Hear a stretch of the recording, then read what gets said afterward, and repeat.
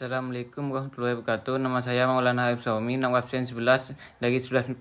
Saya beserta teman yang sudah berkunjung ke Museum Prusnia. Dalam penugasan yang sudah diberikan oleh Bapak Hendarto, saya beserta beberapa teman saya ingin mewawancari Kak Salman Al-Rasyid selaku pemilik sekaligus owner dari museum ini. Bagaimana sejarahnya tentang uang koin ini, mohon disimak videonya.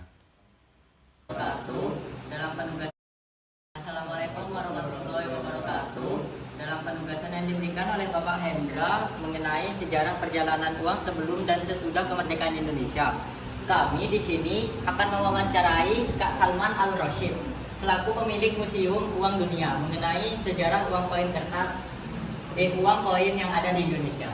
Oke. Dalam rangka penugasan yang diberikan oleh Bapak Hendratno, penugasan sejarah mata uang koin, saya di sini akan menjelaskan 4 jenis mata uang koin yang dipergunakan sebelum dan sesudah kemerdekaan Indonesia.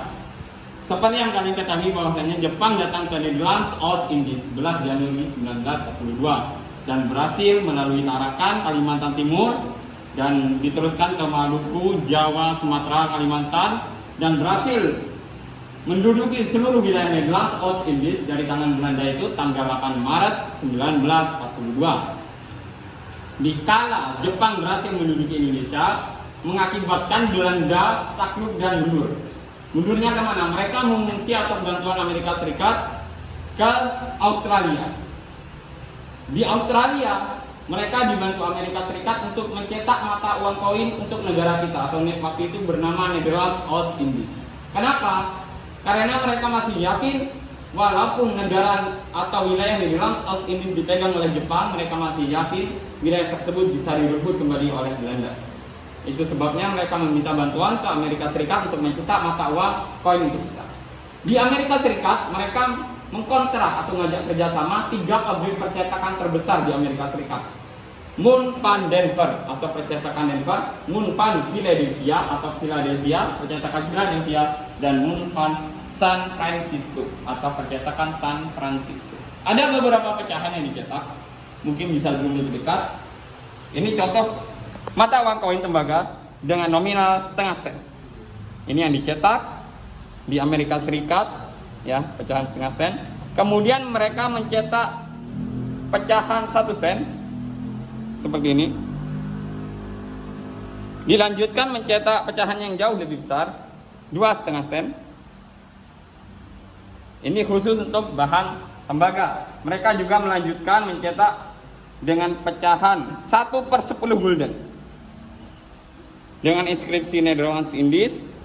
1/10 gulden berapa, Kak? 1/10 gulden itu sama dengan 10 sen. Kemudian mereka melanjutkan mencetak pecahan yang lebih besar, yaitu 1/4 gulden dan 2,5 dan 1 gulden. Uang koin yang asli seperti apa, Kak? Bisa Kakak tunjukkan? Seperti ini.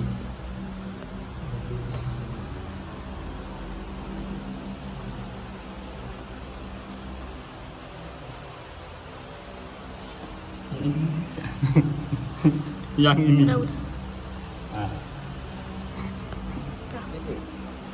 Nah, ciri khas yang dicetak oleh pabrik percetakan koin Moon Van Denver, Philadelphia, dan San Francisco itu pada sisi depan terdapat 2 simbol.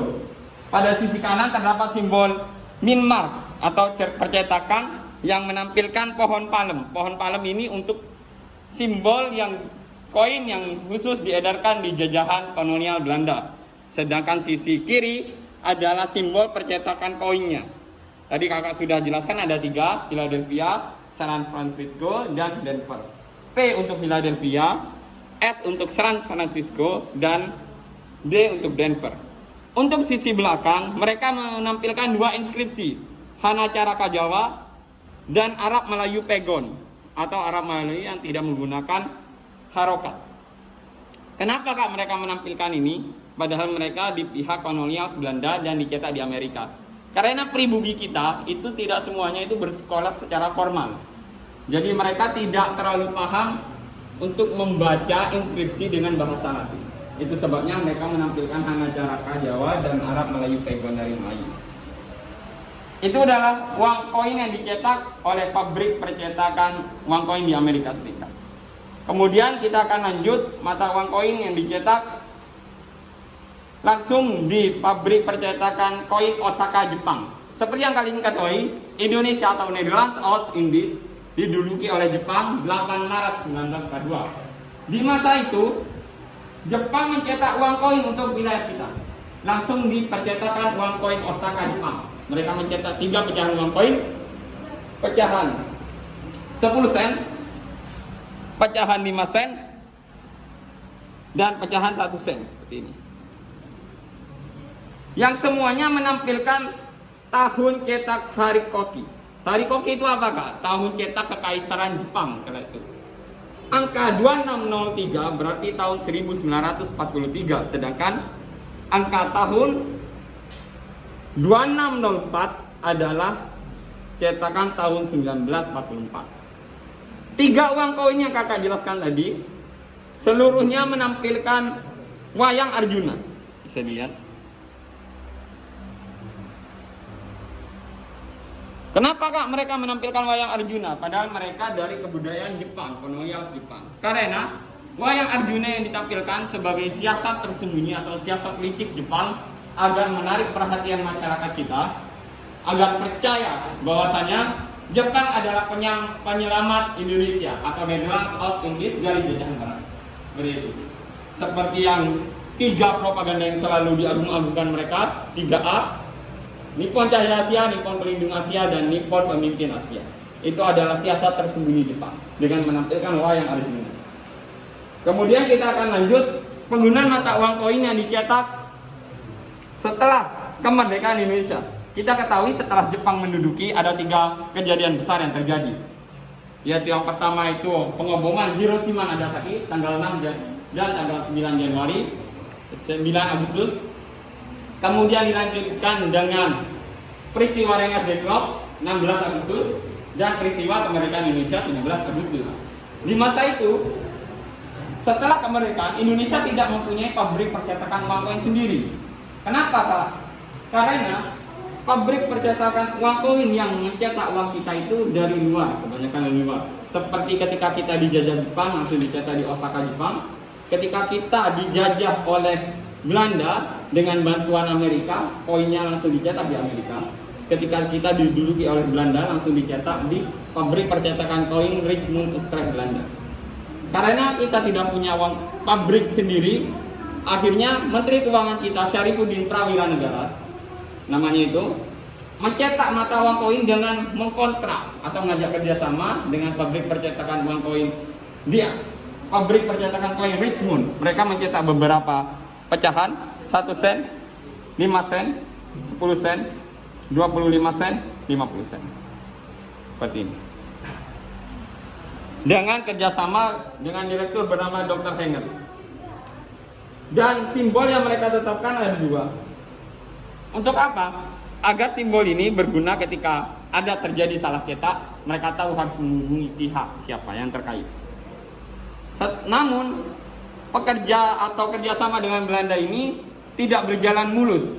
1952 di akhir tahun, Syarifuddin Prawiranegara, menteri kita, menghentikan percetakan uang koin kerjasama dengan Belanda. Kenapa?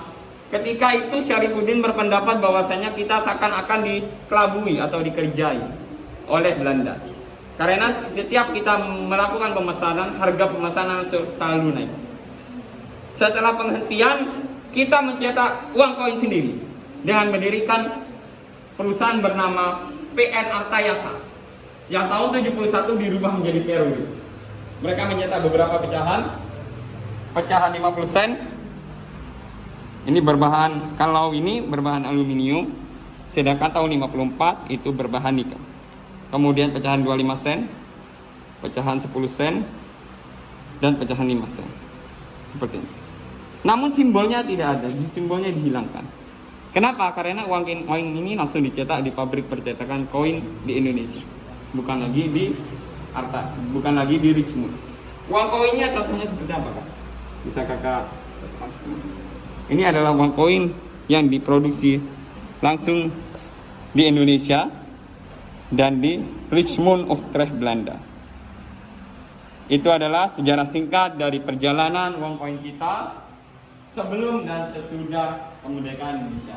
Bagi saya, sekeping uang koin dapat menceritakan sejarah perjalanan hidup bangsa. Seperti itu.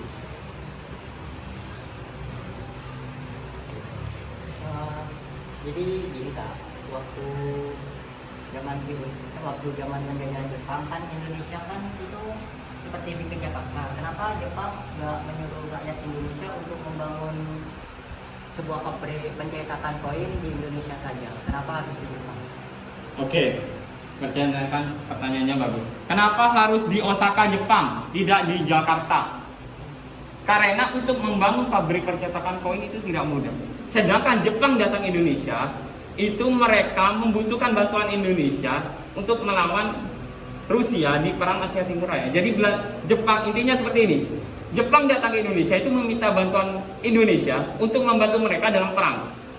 Makanya dalam penjajahan Jepang mereka membuat namanya tentara yang dipekerjakan untuk membantu mereka dalam perang Asia Timur Raya. Mereka membuka beberapa pertambangan seperti pertambangan batu bara, minyak dan lain sebagainya untuk bahan bakar di tank mereka dalam perang. Jadi mereka datang ke Indonesia bukan untuk sekedar foya-foya, tapi mereka berusaha memenuhi kebutuhan dalam perang Asia Timur Raya. Seperti itu. Oke? Ya, sekian dulu wawancara kami bersama Kak Salman. Terima kasih. Wassalamualaikum warahmatullahi wabarakatuh. Nah.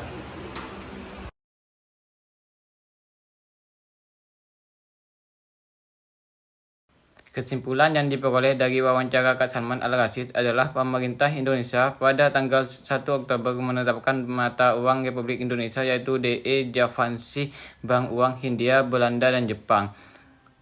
Pada tanggal 2 Oktober 1945, pemerintah mengeluarkan maklumat Republik Indonesia yaitu menetapkan bahwa uang nica tidak berlaku di wilayah Indonesia. Pada tanggal 7 Oktober 1945, maklumat Indonesia Republik Indonesia menetapkan bahwa memiliki 4 mata uang yang sah. Yang pertama yaitu The Japanese Bank, 2 The Japanese Gasoline, 3 Dai Nippon Emisi, 4 Dai Nippon 1000.